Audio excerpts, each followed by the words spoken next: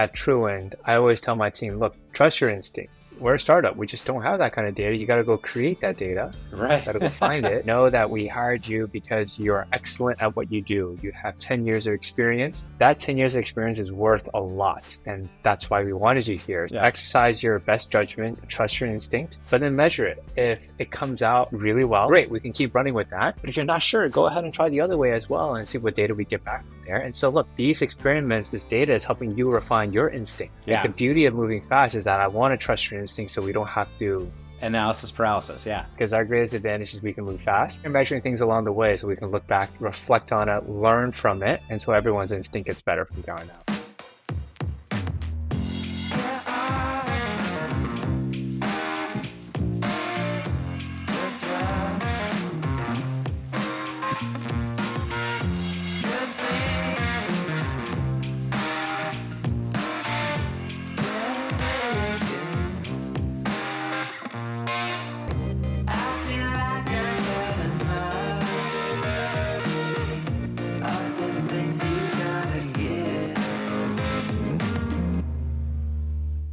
Alex, welcome to Tech Scenes Unplugged. Thanks for joining me. Jeff, thanks for having me here. I've been watching a lot of your work, so really feel to be invited. Yeah, awesome.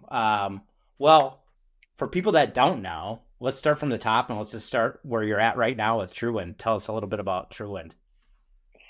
At Truewind, we're building a digital staff accountant. That's what we like to call it. We hear a lot of AI this, AI that, and yes, Truewind is AI-powered accounting. But the way we like to try to paint a picture in people's minds is take the work, the back office mundane work that staff accountants have to do, and we're helping digitize that, creating an AI version of it. Been on this journey for 2 years, building in San Francisco. Was previously in one of those kind of garage space feel, 1,600 square foot loft, just moved into a 5,000 square foot office space. Feels like we're growing up just a little bit.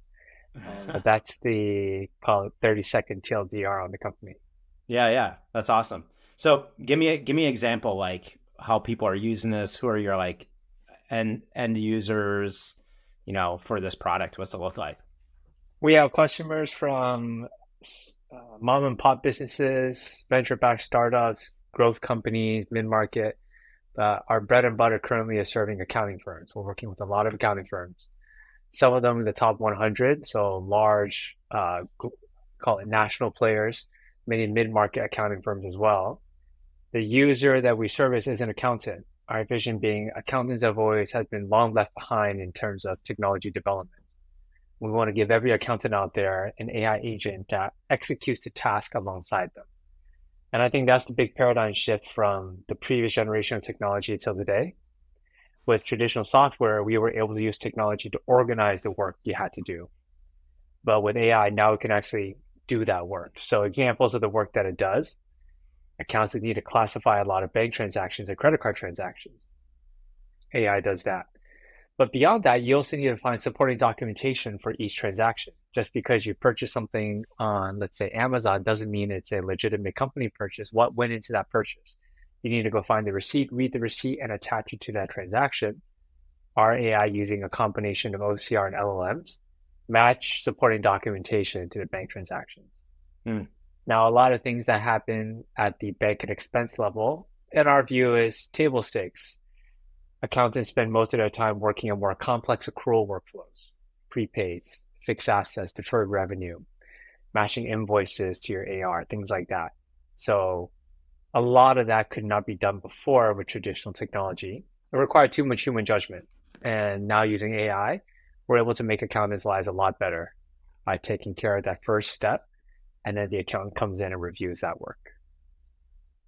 That sounds so good, almost too good to be true. I can tell you just firsthand with Collective Genius and the steps that someone has to take for Amazon purchase. It's like 16 clicks to get to the information to figure out, what that was actually for. All like you said, it's like the world's been more about like organizing information and finding information versus like actually technology doing the work. So I applaud you for taking this on. Like, why for you why Truewind right now? Like what brought you to this place? Yeah, well, the journey getting here was quite windy, to say the least, perhaps. Um, I used to be an aerospace engineer, so how do you go from building airplanes to building accounting software? The first part of my career made a lot of sense. My dad worked in satellites and rockets. I went to my first rocket launch when I was 5 or 6 years old. Dad had model satellites and rockets all over the household. So growing up, that's all I've ever known. And as fate would have it, I studied aerospace engineering. I went to work at Boeing. I was working on the 777X aircraft, which is the Trans-Pacific aircraft. And that was special because I grew up flying between Hong Kong and the US, and that was always on a 777. So for the first 5 years of my career, it made a lot of sense. Then I went to business school, went into VC, and then started building startups, always in the finance accounting space. And I think the way I ended up here, one, yes, as much as aerospace was the manifestation of my upbringing, I think under the underpinning of it all, the foundation was an obsession with new technology and the way humans innovate.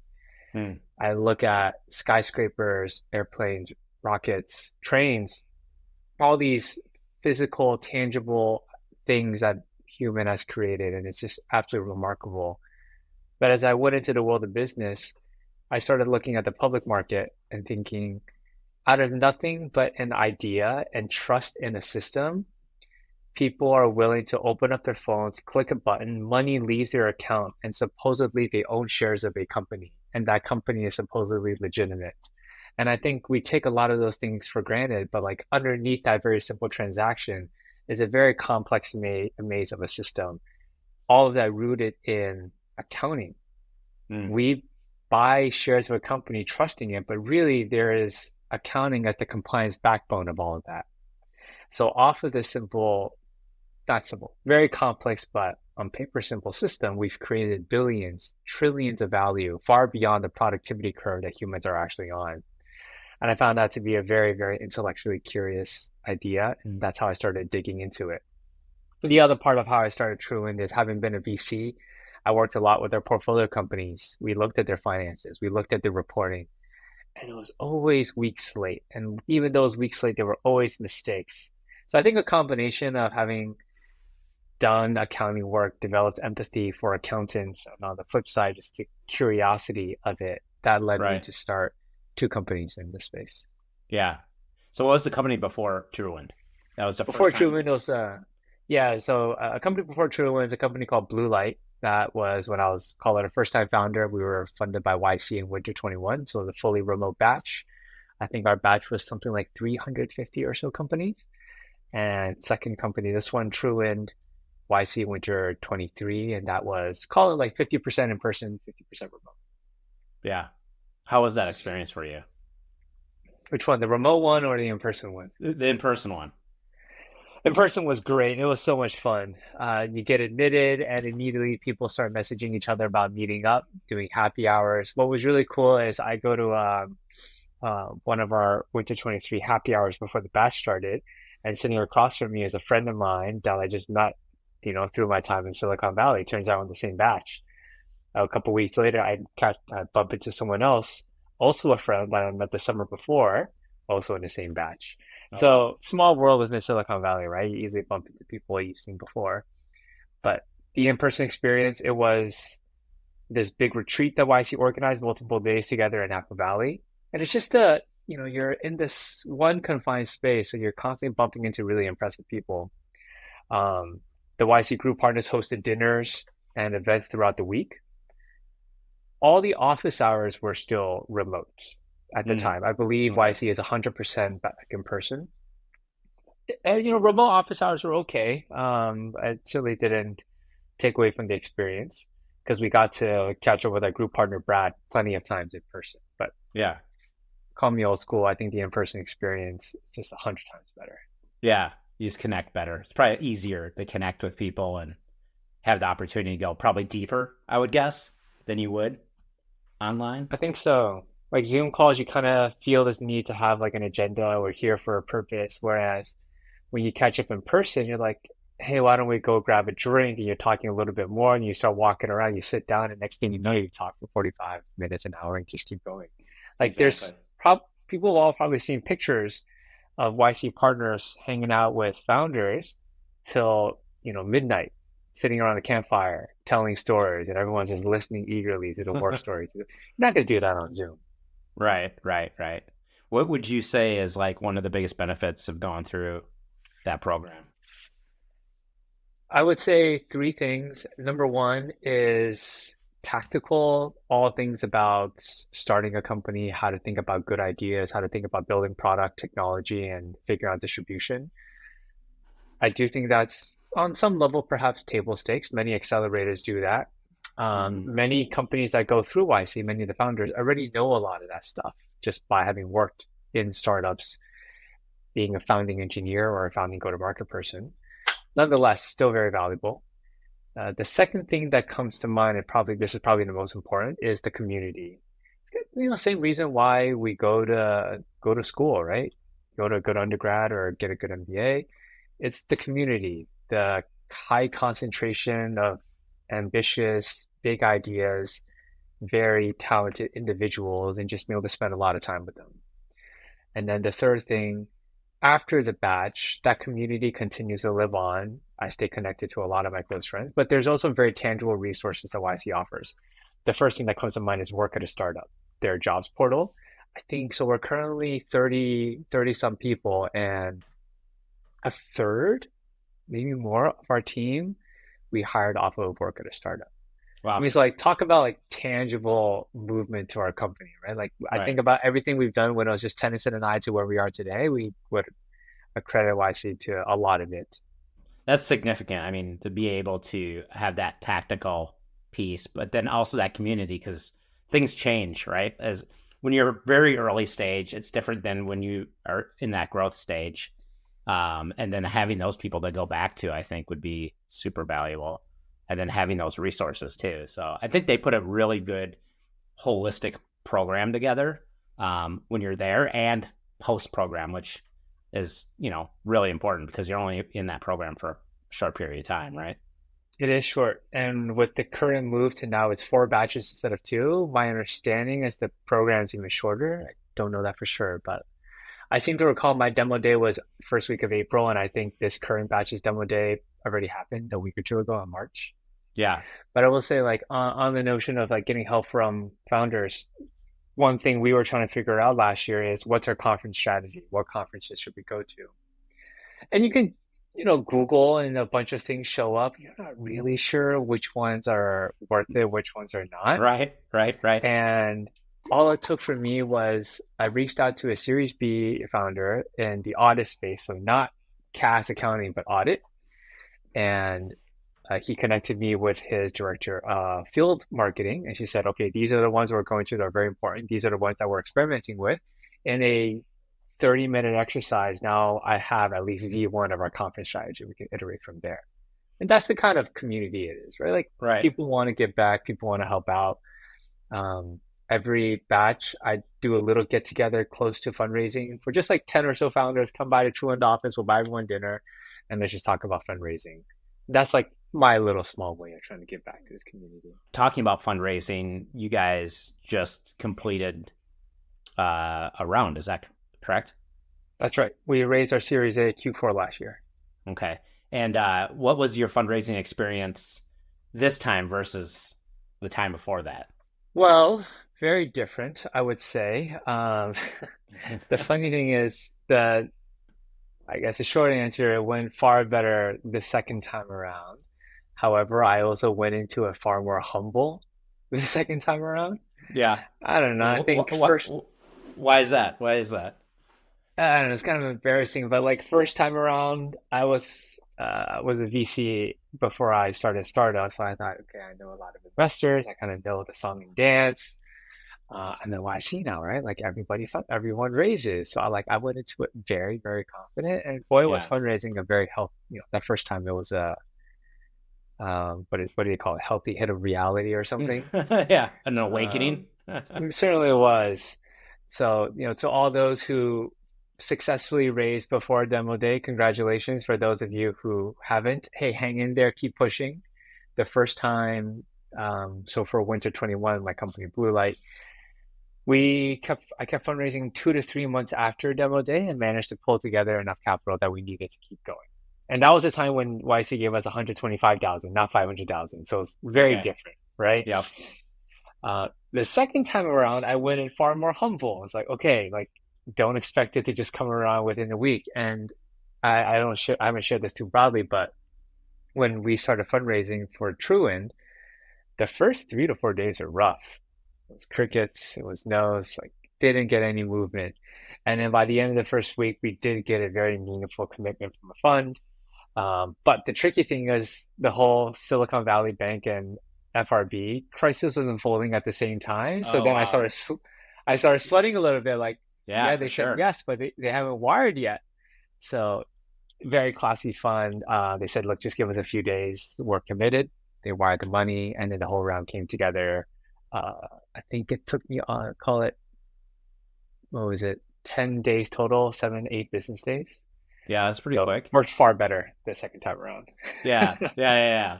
Well, I think that helps. I mean, it's not, one, the environment was different.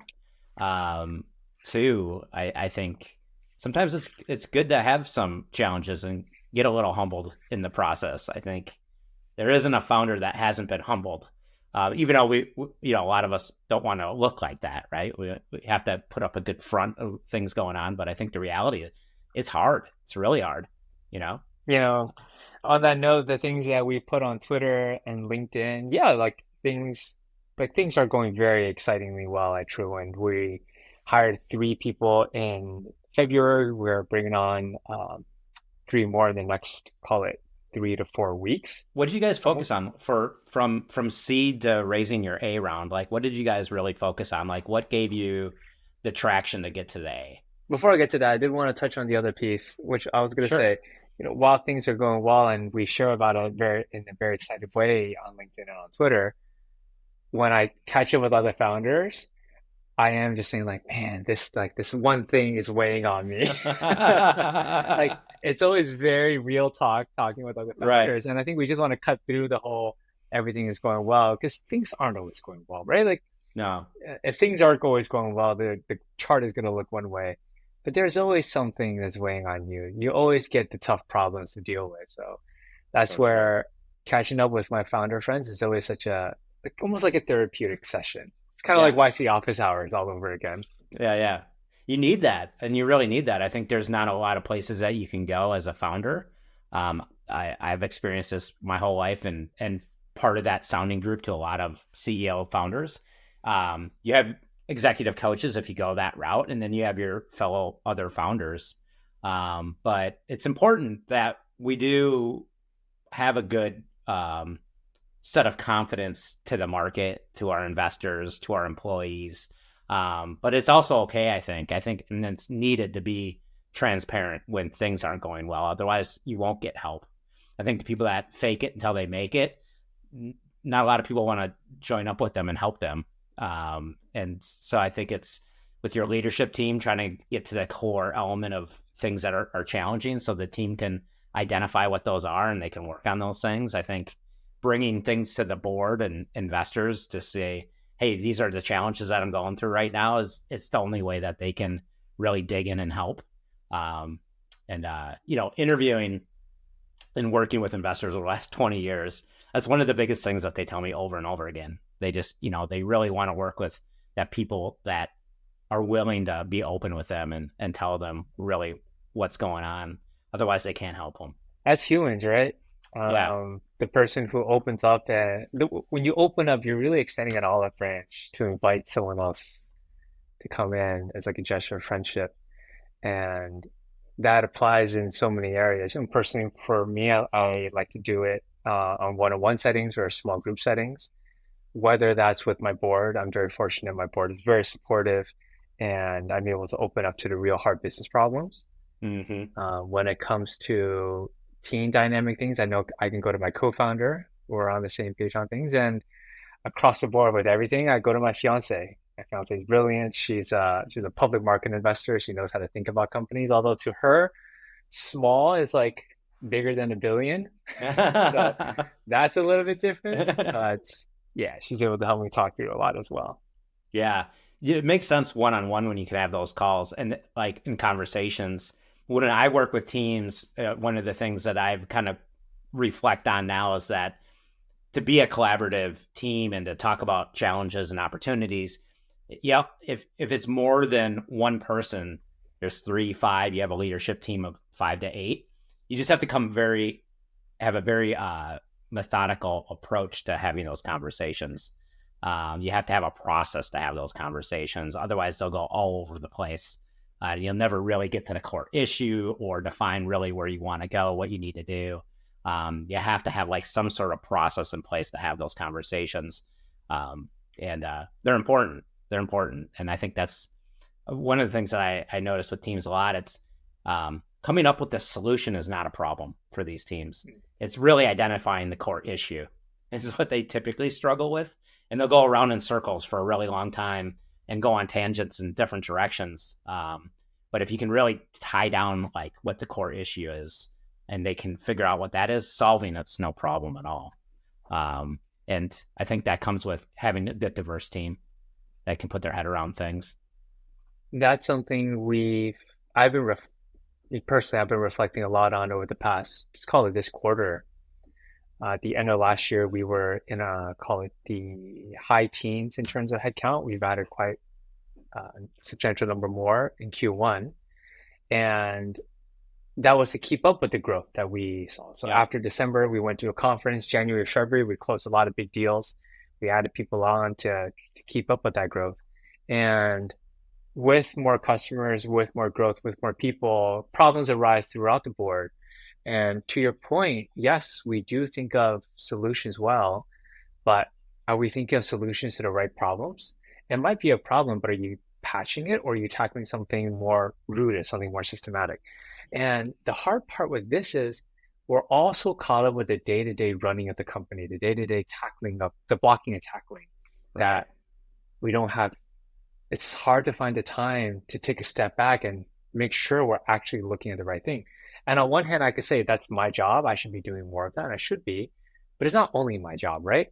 It's also my co-founder and CTO's job. It's our head of software architecture. It's our head of sales. It's our director of customer success. We need to find time to take a step back, reflect, and make sure we're clear as to the state of the business. And then you need to hone in and be like, is this the bottleneck that I can solve today to be able to move the needle the most? Because decisions like that do matter. I mean, I always tell my team, look, we raise capital to give us more shots at goal, but if you're wrong over and over again, the company will fail. Right. The only way this works is if you're right, and raising capital gives us a few shots at goal where we can be wrong, but our job is to be right. Yeah. And well, using that analogy, I think makes a lot of sense, shots on goal, right? But if you think of like a team, they all have their own roles, right? If you're on a team, if it's shots on goal, hockey, you have a left wing, a right wing, a center, 2 defensemen, a goalie, and they all know their roles.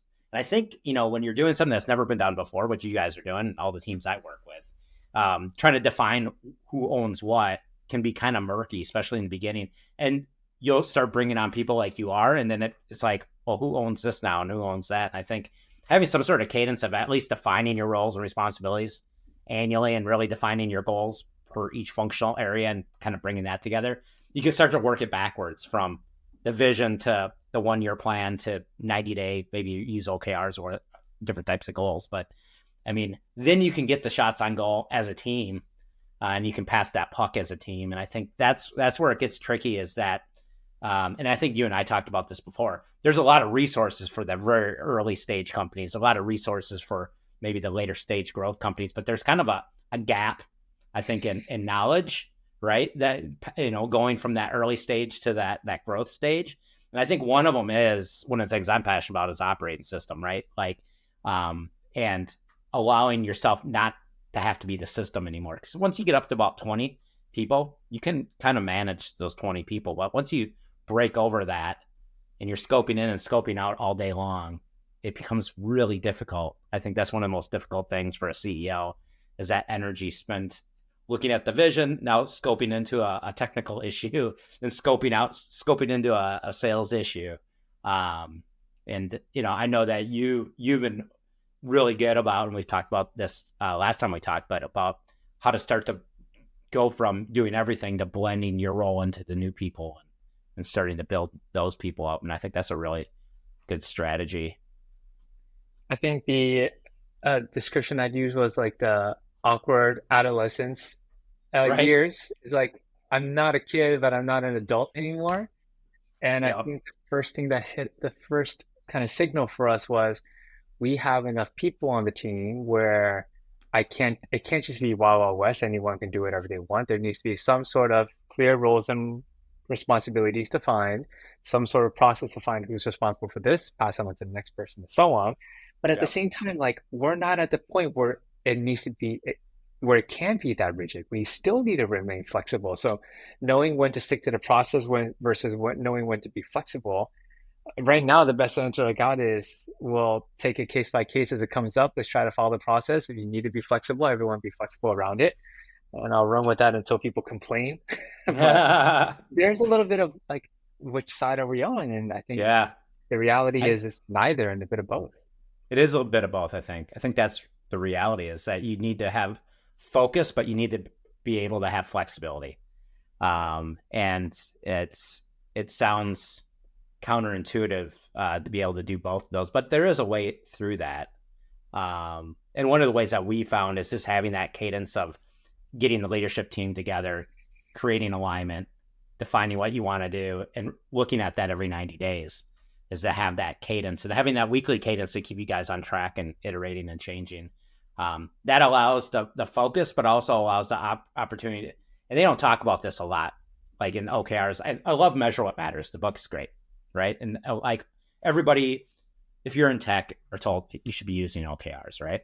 But that book didn't tell you how to do OKRs. It really shared you should do OKRs and why you should, which is great. But there's elements in that book that kind of missed a mark on implementing. And I think one of the biggest ones is the fact that once you set your OKRs, one, the key results shouldn't just be metric oriented. They should also explain how we're actually going to accomplish it, because that's the most important thing. And the second thing is that we need to be reviewing those, and it's okay to change them, because as we go towards that summit to the end of the year, we're going to learn things that we didn't know, and we need to change things. And I think it's okay to change some OKRs from time to time. It's okay to change your metrics from time to time. Because if you really knew all that information up front, that means someone else would already figure out this business before you. Right. So, Yeah. yeah. And so having that flexibility, but also having that focus it's a hard job, but I think there's a path to that. There's a path to that. So what were the things that you guys focused on the most leading yourself up to that second raise for that Series A? Because you had to have been doing that balance, right? I'm sure you are doing that balance. Yes. I'm going to share my experience.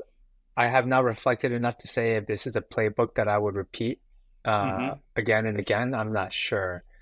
Because when I say it, you're going to think maybe, those, not sure that it sounds right. Um, Early on, we took a broader view from a from a product and distribution standpoint. What do I mean by broader view? We weren't 100% sure what's going to stick yet, so we need to try enough things. Let's try this, let's try that, let's try that, let's try that. And then when we find semblances or certain holes of that signal product market fit, we will dig down there more. But product market fit is not a point in time, right? It's a continuous thing. So we dig down a little bit. It seems promising. We dig down a bit, but it's like not yanking us as fast as we would like. And maybe it's because we're not doing the right thing, or maybe because it's not there. We're not sure. And so then we still need to have enough coverage to everything else. Let's try this, let's try that, let's try that. I think post seed round, we did a really good job running a wide range of experiments to try a lot of different things. Now, in the past, call it the past 3 quarters, we've honed in a lot. We know what's working in terms of good distribution channels. We are much stronger feeling of what's working when it comes to the product. We're starting to hone in a bit, and one thing I'm not sure if we did right or wrong is maybe we didn't hone in fast enough. Right now, the focus, the conversation across the company is just focus, focus, focus. Stop doing too many things. Let's do fewer things very well. But once again, that's a scale.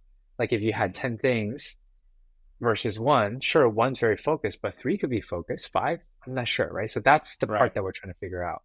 But high level journey wise, started off with a very wide net. We've narrowed down that net, which I think most people would agree is the right strategy, but how wide, how narrow, those are always the murky nuances you have to live with. Yeah, those are the questions. I would say that is the reality of that stage. I think you have to do a lot of experiments. And I think it starts from day one where you have a hypothesis on the market and you start to do some research, right? And as you start to add people, you're doing experiments in product market fit, you're doing experiments in sales, you're doing a bunch of experiments. But I think that's the reality of a growth company is experimenting, figure out what works, coming back together, talking about it, making a few more bets, experiments, coming back and talking about it. And eventually you start to collect information or data to allow you to get more and more focused. So like, I think that is the playbook. I really do think that's the playbook. It is. If you think about it, there's no other way. Now, do some teams, take a shotgun approach to their experiments and don't track what's going on or don't talk enough about really narrowing down which ones? I think that's definitely the case. I think some teams aren't very good about communicating the results or digging deep enough but I think that's the approach. I mean, I think from my experience, over the 25 years and what I've seen, why some teams succeed and others fail is that diligent approach of just narrowing down what you're focused on, which means what you're experimenting on, and then coming back together and sharing it and then digging a little bit deeper. So, well, I got one for you then, Jeff. You talked a lot about measuring, but what about operating off of instinct? Yes, we'd like to be able to measure as much as we can, everything if we can, by minimum yeah. as much as we can. But certain things you could argue we just don't have enough data points, and you got to go off of instinct. Is that something that you coach a lot of startups on? Oh, I mean, here's the reality. We don't know KPIs. We don't know our metrics when we start, right? Like, what you can do is guess what your revenue is going to be. You can guess on a lot of different things, but until you start like actually tracking it, then you're going to start to have information on it. So like, I think it's naive for, what happens oftentimes is teams like, I don't want to throw any metrics out there. My investors are going to get upset if we don't hit them. I don't want to throw anything out there because I don't want to fail and my team's going to feel not successful. What I tell them is like, choose a couple things, like if it's revenue, or choose some things that you think you can control, like, epics or releases, or choose a few things and then just start to track your progress. Like, how good are we doing against what we set? And if either you're going to be way off, over or under or close, it doesn't matter, because the most important thing is that you put a stake in the ground, that you start measuring these things. And then 3 months, 6 months, a year later, you're going to be able to much more accurately project what those numbers should be. But a lot of people don't start measuring those things because out of fear that they're going to fail. But the reality is nobody's ever done what you're doing, which is the case. You're never going to know what those numbers are going to be. Right. So I think it's important to let the team know that too. Like, hey, we're measuring for the sake of learning the business. And we're putting those numbers out there, and we're not sure exactly. This is our best guess. And we'll see where we go as we lead up to that. And I think early stage, it might be 3 numbers that you put out and you start to look at every week. Maybe you can only measure them every month or every quarter, but you're tracking towards that. And then as you get more mature, they would probably turn into 5 to 10 metrics, and you get even more mature, you can double click on those and see the next layer down. But I think the reality is early stage, you're not going to know what those are. A lot of people are afraid to do that and put those down. Now, OKRs I see differently. OKRs are really should be like the building blocks to help reach those KPIs in your organization. So OKRs are really, what are we going to do and how are we going to do it to achieve that annual revenue goal, or to achieve what we define as product market fit. What's the work that we actually need to do? And I see that a little bit different than some people. I resonate with that. I think too often I don't know, I can't speak for other companies. I will say at Truewind, I always tell my team, look, trust your instinct, trust your gut. If you're faced with a decision where there is no data, we're a startup. We just don't have that kind of data. You got to go create that data. Right. Got to go find it. So when you're operating off of limited information, know that we hired you because you're excellent at what you do. You have 10 years of experience. That 10 years of experience is worth a lot. And that's why we wanted you here. So exercise your best judgment, trust your instinct, but then measure it. And if it comes out really well, like these are numbers that you had a hypothesis for and we're hitting it, great, we can keep running with that. But if you're not sure, go ahead and try the other way as well and see what data we get back from there. And so look, these experiments, this data is helping you refine your instinct even better. Like the beauty of moving fast is that I want to trust your instinct so we don't have to, what is it? Something paralysis analysis or something. Yep, analysis paralysis. Yeah, analysis paralysis, right? We don't want to fall into that because our greatest advantage is we can move fast. So make sure you're measuring things along the way so we can look back, reflect on it, learn from it, and so everyone's instinct gets better from there on out. Yeah, that's so true. Yeah, you can't have analysis paralysis in a growth company. Otherwise, you have to always be moving forward. And I think a lot of the stuff is, trusting your gut and what you feel. I think it really is. And then you start to gather some more information and data, and you get to trust your gut and that on top of it. And it just kind of really starts to dial the business in. It's interesting. I just came out of a session with a team a few weeks ago, and they looked at their OKRs from Q1. And they said, I don't believe in the 80%. You have to hit 80% of your OKRs. One, are we talking about the objectives or the key results? I think that 80% is really odd number to choose. The question is, did our OKRs move us forward in the right direction, right? Did the work that we do move us forward in the right direction? Because, and here's a good example of it, this team that I was working with in construction tech, they looked at their OKRs. They completed a lot of the objectives, the majority of the key results, but there was a couple objectives that just did not get done, that you would say they failed at them. Looking closer at those key results, some of them were 90% done, which a lot farther than if they didn't write them down at all. A couple of weeks from completion. Some other ones just completely failed. It just didn't work. And one of the executives came out of the session saying, reflecting on our OKRs, we moved the company forward in the right direction. But most importantly, now we know what doesn't work, right? Now we proved that. Like, we talked about doing that for months or quarters. We never did it. Last quarter, we said we're going to go for it, and we found it didn't work. But now we know the answer of what does work because we know that doesn't work. And they said that's success, is failing at our OKRs. It's real bluntly, right? But that's success because now we know. And we would have never known that before. And I thought that was really a fun moment to see a team realize that, is that, of course, some of our experiments are going to fail, but that's how it leads us to things that work. And so I think you're dead on. I think you're dead on. Trust your instincts. Start measuring it, right? Yeah. Well, hope so. It got us to where we are now, but it's a long journey ahead. So yeah, exactly. A few years.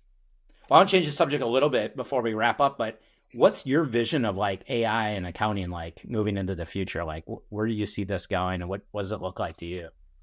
I was just having a conversation with one of our customers yesterday about this. He's a partner in an accounting firm, spends a lot of time looking into all sorts of technology. He's like the technology guy for that organization. And he said, look, I could sit here and Alex, you and I could sit here and pontificate to all the possibilities of what AI would look like in 3, 5, 10 years. But the like honest answer is we just don't know. We just don't know. And I think we do know it'll be different in some way, but is it that these AIs will do all the back office work and we don't have to do it anymore? Perhaps. If so, when would that happen? Will there be a new accounting firm created from the bottom up that's AI native? There's a lot of people trying that. We're not sure if there's going to be that or something. I think the short answer is we don't know, right? But if we believe it'll be different, the best thing that you can do now is be part of the experimentation. be part of the journey of building, whether you're building the fundamental technology at OpenAI, whether you are building an vertical application at Truewind like we are, whether you are a reseller of the technology, whether you're an implementer of the technology, whether you are one of 5 different people at the buyer, you could be part of procurement, the business, value owner, the analyst using it across the board. There's so much we don't know. And as much as we understand a lot about using this technology for accounting applications, we're not going to know what a partner and accounting firm is thinking about, how they think about their bottom line.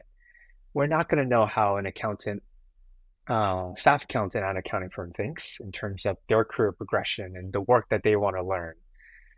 But when we get to sit in a meeting together and we talk to a partner or a senior accountant who plays a ChatGPT every other day, like the conversation is so different. They help us stretch our imagination. Hopefully, we help them stretch their imagination too. So it's a bit of a cop-out answer to your question, Jeff. Like no one really knows, but I think what is really about is this all be part of the experimentation to find unique ideas. Because one thing I'm very sure of, we're just scratching the surface. As OpenAI, Anthropic, and all these companies come out with new capabilities, there will be new things that unlocks, new things that we can do, and we just don't know. Yeah, I think it's a great answer, as you're going to be part of the equation. That's the best part of the answer, right? Thanks. You're in it to play. For us, for me as a founder, I do think for 10, 15 years, what do we have? We had cloud. Once cloud came out, it was a lot of new applications, but finally we had this like new shiny toy. Yeah. And every 2-3 months, the new shiny toy looks a little brighter, a little bit different. Oh, it's such a fun time to build. Yeah. It's so much fun. Awesome. Well, I have one final question for you. It's the most important question. It's more of a scenario though. And so this is how it goes. You're trapped on a desert island the rest of your life. You got food, you got water, you got everything that you need. I don't know if you have AI, but you have everything that you need. But one thing you don't have is entertainment. There's no entertainment on the island at all.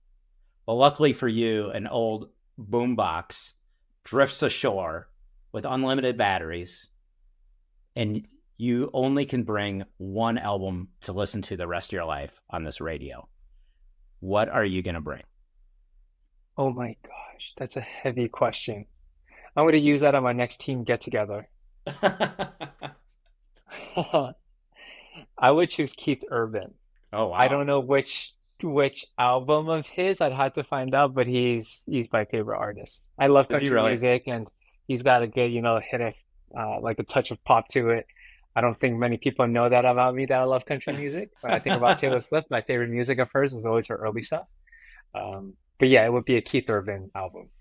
That's the first Keith Urban I got. That's awesome. I love it. Was that unexpected? Yeah. I didn't know what you were going to say. You could have said anything, but I love it. That's great. Keith Urban. Final answer. Awesome. Yes.